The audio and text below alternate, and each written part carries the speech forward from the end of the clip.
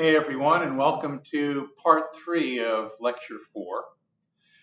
We just got done listing some of the properties of congruences. And remember that we had, if A is congruent to B mod n, then CA is congruent to CB mod n for any real number C, any integer C. And I said, be careful.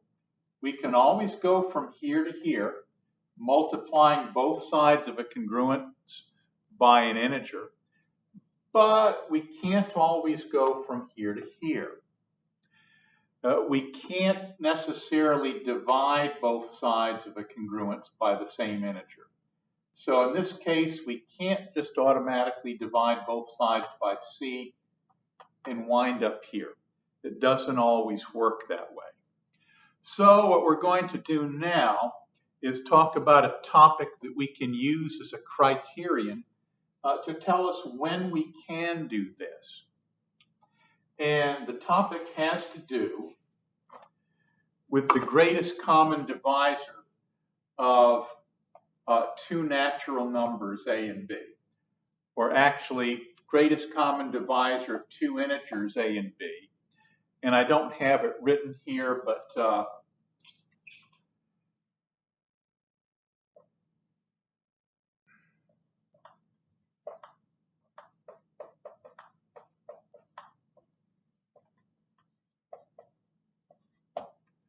this definition assumes that A and B are not both 0.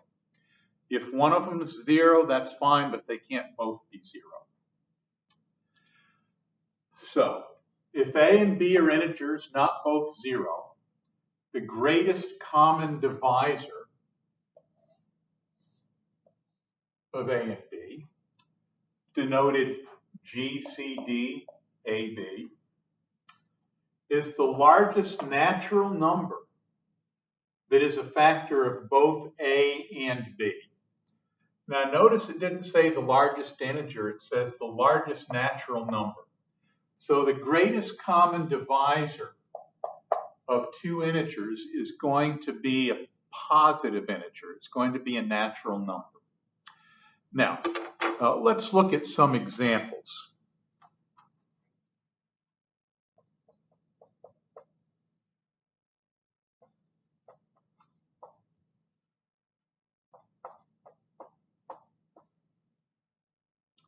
Greatest common divisor of 12 and 32. Well, let's see. 12 is equal to 2 squared times 3. 32 is 2 to the 5th. So both of these have a factor of 2 squared. So the greatest common divisor of 12 and 32 is 4. Well, let's look at another one. Greatest common divisor of 8 and 14. Now 8 is 2 cubed. 14 is 2 times 7. They both have a factor of 2, so the greatest common divisor is 2. Let's go on to another one. Greatest common divisor of 21 and 91. Let's see, 21 is divisible by 3, but 91 is not. So 21 is 3 times 7. 91, let's see, is 7 a factor here? 7 goes into 9 once. 7 goes into 21 3 times. Okay, this is 7 times 13. So 21 and 9 both have a factor of 7. And that's the only factor that they share. So the greatest common divisor of 21 and 91 is 7. Now let's look at another example.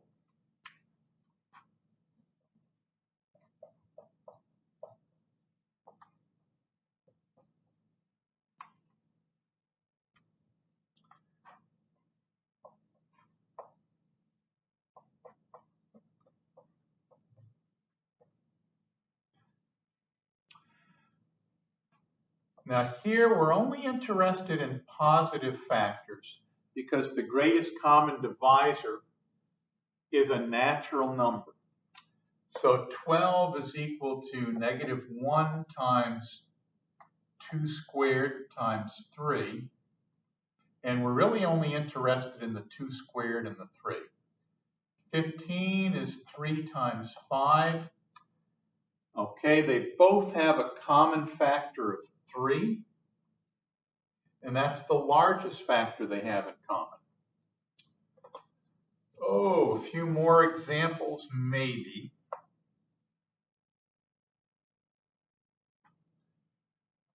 Greatest common divisor of negative 10 and negative 45. The greatest 10, let's see, it's prime factorization. We have negative 1 times 2 times 5. So its prime factors are 2 and 5. Negative 45, that's negative 1. And 3 is a factor. As a matter of fact, 3 squared is a factor, as is 5. So 5 is the greatest common factor. So greatest common divisor of negative 10 and 45 is 5. And let's do this one because it will lead into a definition. Greatest common divisor of 3 and 14. 3 is prime, and 14, its prime factors are 2 and 7. So these two have no prime factors in common. The greatest positive integer that is a divisor of both of these is 1. And I wanted to do that because this leads us to a definition.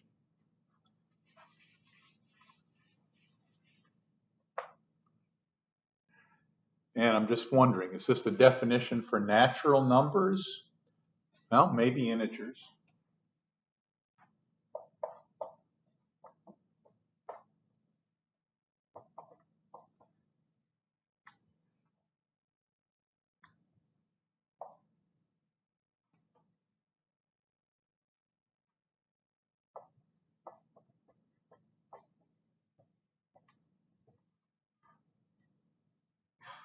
Two integers a and b are said to be relatively prime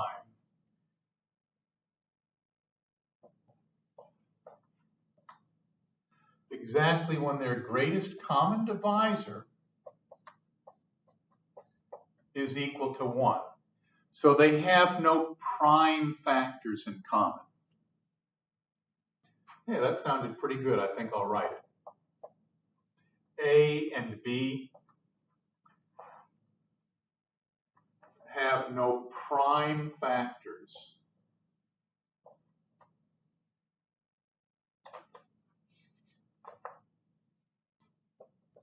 in common.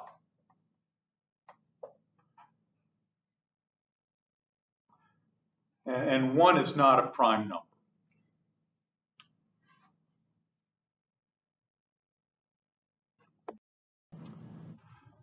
Okay, here's the cancellation theorem for cancellation in modulo n. If CA is congruent to CB modulo n, and we want to cancel the C's or divide both sides by C, here's what we need to have happen. The greatest common divisor of C and N has to be 1. And that is to say, C and N are relatively prime,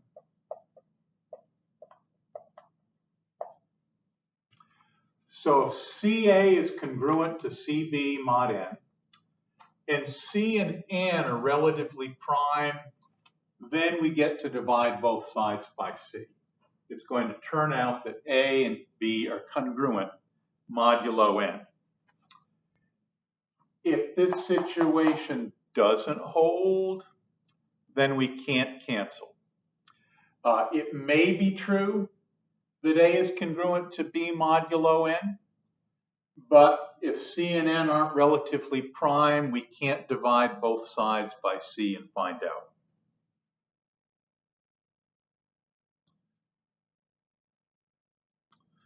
So let's look at some examples.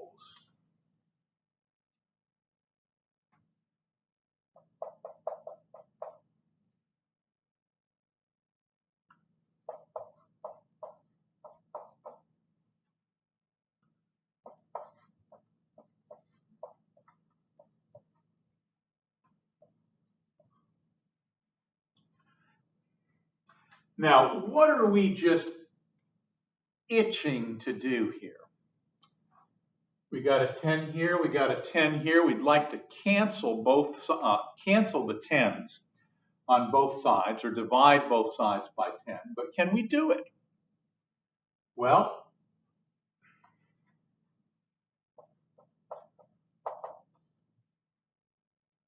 ten and 7 are relatively prime.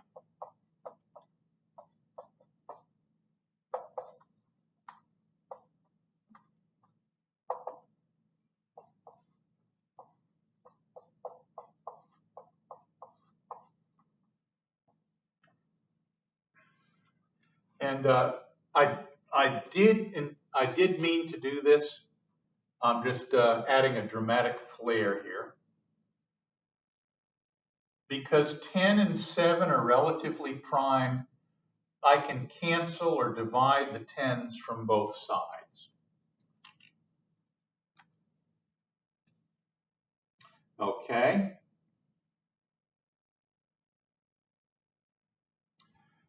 And let's see, what do we get? 3 is congruent to 10 mod 7? Yeah. If we subtract 10 from 3, we get negative 7, which is an integer times 7. They are congruent mod 7. Okay. Another example.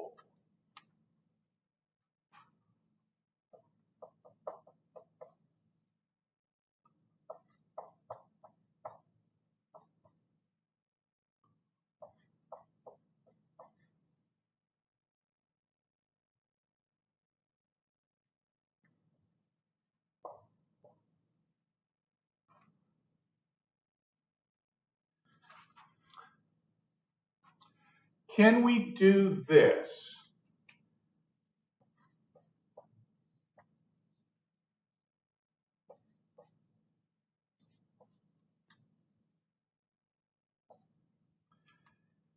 Can we cancel the 21s? And I'll put a question mark over the congruent sign. Can we do that? And the answer is no. 5 is not congruent to 10 mod 3. Let's see. If we divide 5 by 3, we have a remainder of 2. If we divide 10 by 3, we have a remainder of 1. Yeah. 5 is congruent to 2 mod 3. 10 is congruent to 1 mod 3. They're not congruent. So why couldn't we cancel the 21s? Let's make sure we understand this.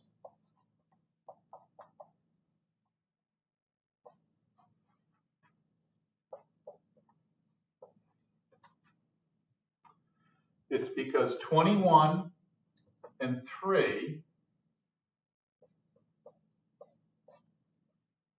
have a common divisor. Greatest common divisor of 21 and 3 is not equal to 1.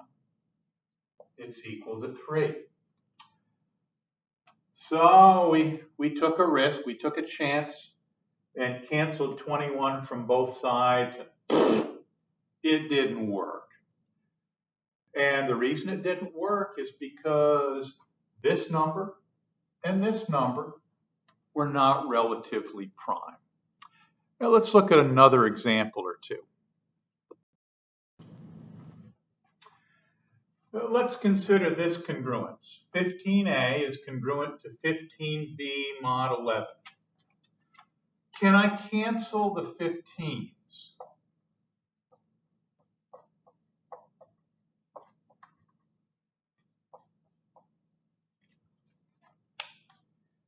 Can I do this?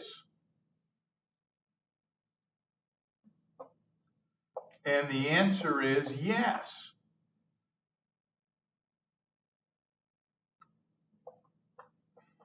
Why? Because the greatest common divisor of 15 and 11 is equal to 1. So if we have 15a congruent to 15b mod 11, we can cancel the 15s and we'll get a congruent to b mod 11.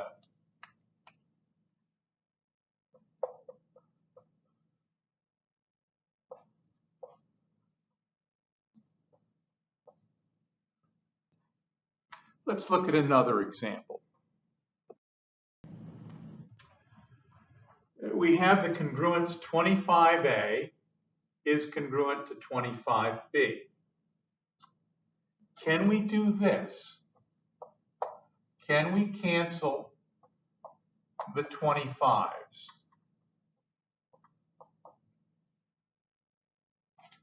Just go zip, zip.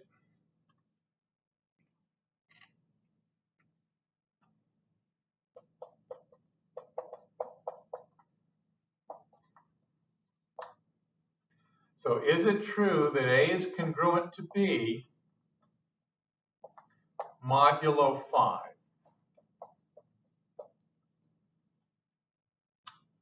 And the answer is, we don't know. We have no right to cancel the 25s because the greatest common divisor of 25 and 5 is not 1.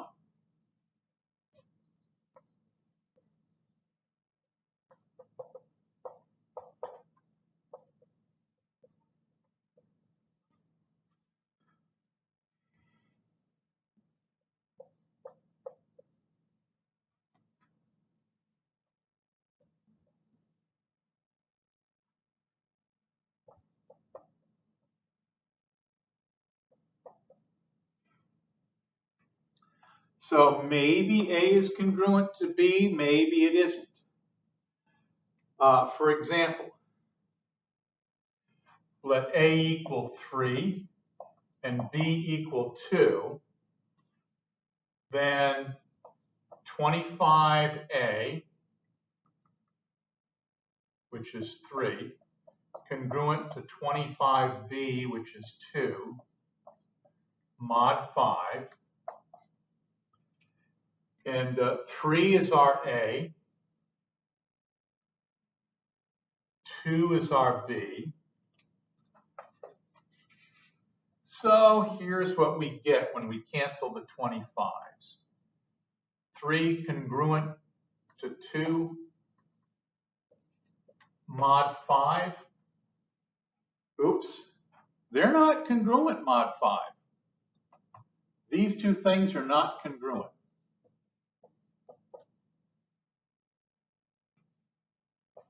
The fact is, 3 and 2 are incongruent mod 5. So here, when we cancel the 25s, we get something that's not true. Now, does that mean that in all cases,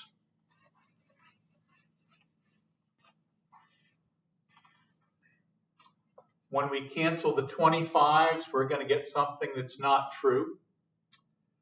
No, not necessarily. Let's look at another example. Here's an example. Here's another example. And let's take A equal 2, B equals 7, then 25A congruent to 25B mod 5. And here, 2 is our A, 7 is our B. And when we cancel the 25s, and notice 25 and 5, they're not relatively prime. We cancel the 25s and we get 2 congruent to 7 mod 5. Ooh, and this is true. If we divide 7 by 5, we get a remainder of 2. If we divide 2 by 5, we get a remainder of 2. These two things are congruent mod 5. So in this case, it turns out to be true, but it's just, let's say, dumb luck on our part. When we canceled the 25s, we still had a congruence because the remaining factors were already congruent to one another mod 5. Over here, when we canceled the 25s, the remaining factors weren't congruent mod 5. So the bottom line, if we have a congruence like this mod n, the only time it's safe to cancel the common factor is when the greatest common divisor of n and c is 1. That is, when n and c are relatively prime.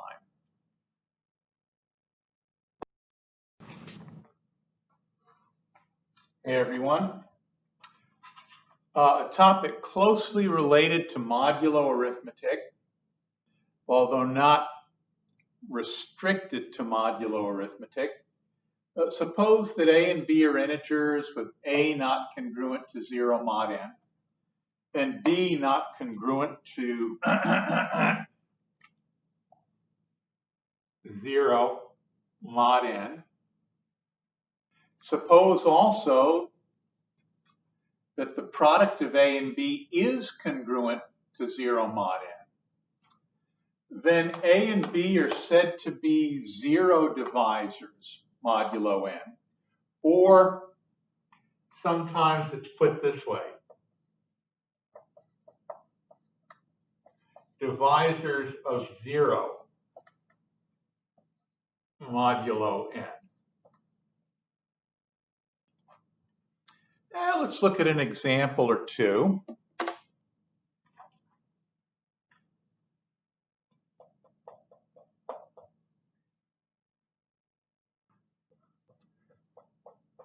Four is not congruent to 0 mod 8. And 2 is not congruent to 0 mod 8.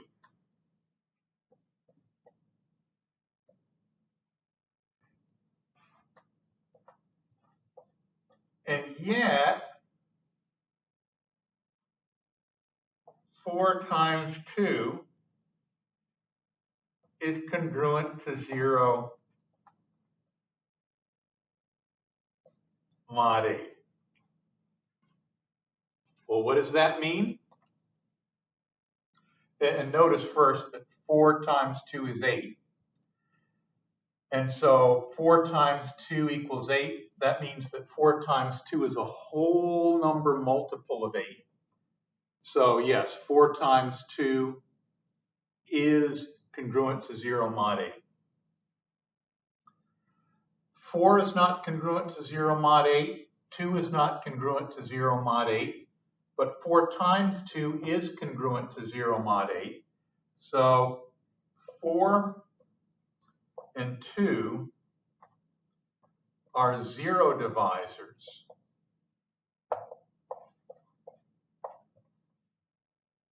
Modulo 8.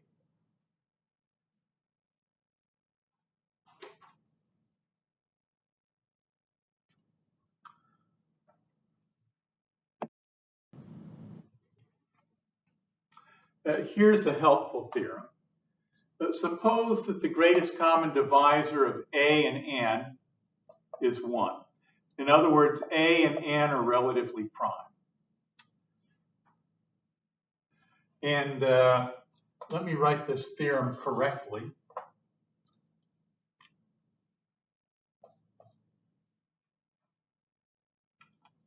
If A and N are relatively prime and we have A times B congruent to 0 mod N, that implies that B is congruent to 0. So if we have a product congruent to 0 mod N, and one of the factors is relatively prime with N, that means the other factor, in this case B, is congruent to 0 mod N. And this actually results directly from our cancellation theorem that we had earlier in this lecture. Here's why this works.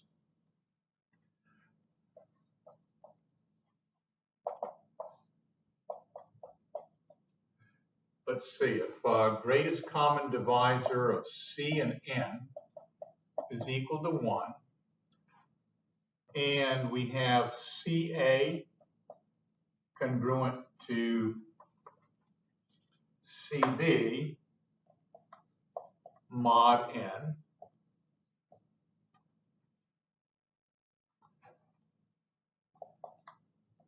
then we can cancel the C's.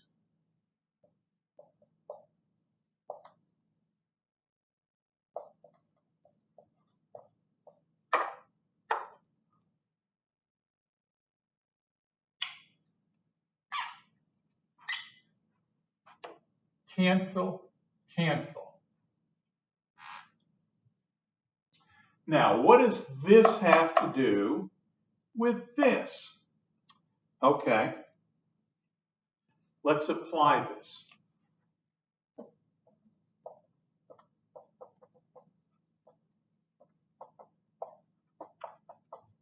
Greatest common divisor of C and N is 1.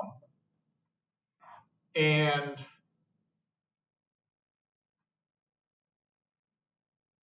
no.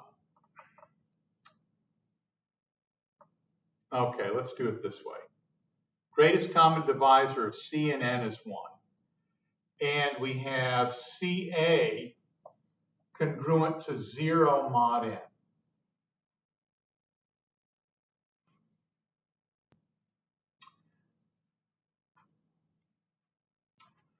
Well, what would happen if we multiplied this 0 by C? We'd still get 0, right?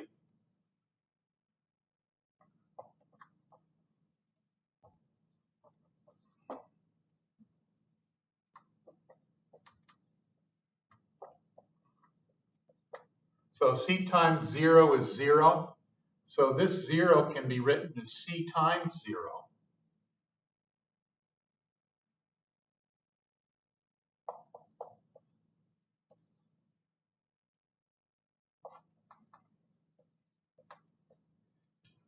And guess what? We get to cancel the C's because C and N are relatively prime.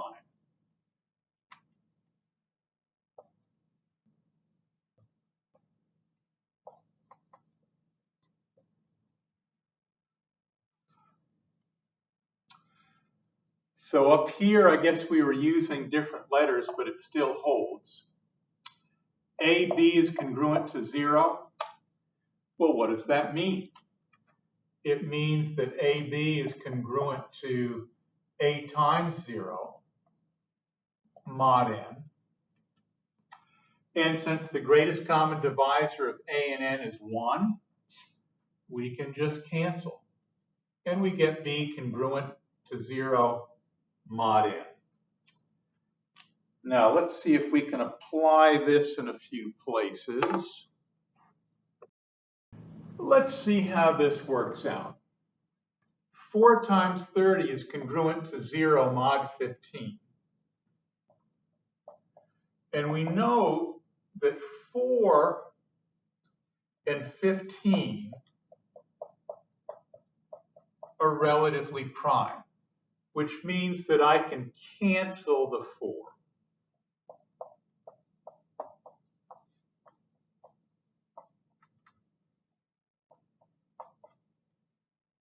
And it turns out to be true. 30 is congruent to 0 mod 15.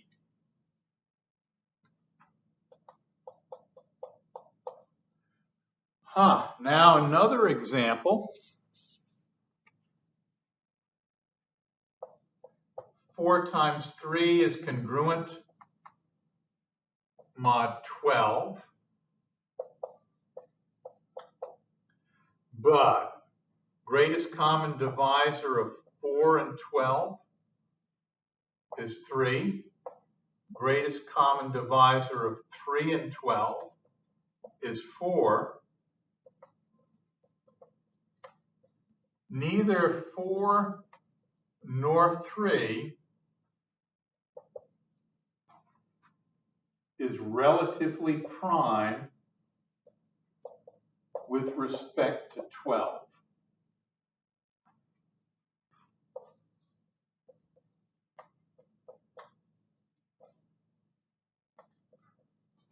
We can't cancel. And notice what would happen if we did try to cancel. 4 times 3 congruent to 0 mod 12. This is a true statement. But if we cancel the 4, we get 3 is congruent to 0 mod 12. That's not true. If we divide 3 by 12, we get a remainder of 3, not 0. Well, what happens if we divide by 3 instead?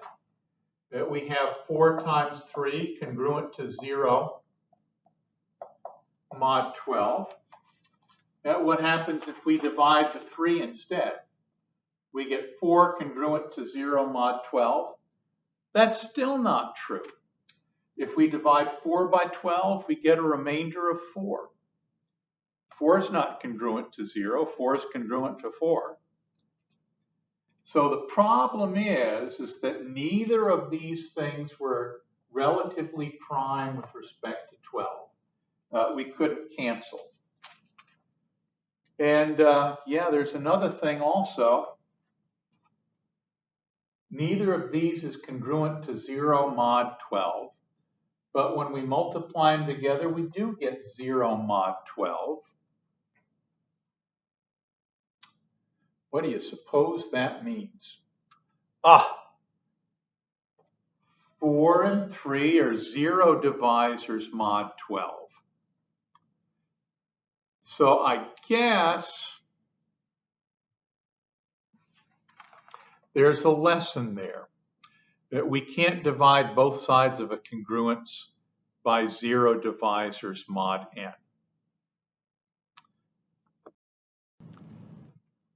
So just some takeaway points. 1,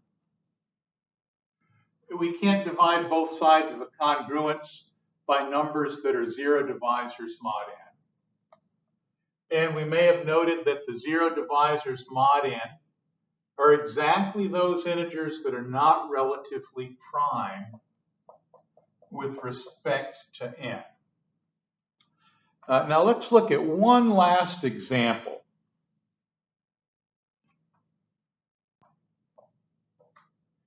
(6b) congruent to 0 mod 25.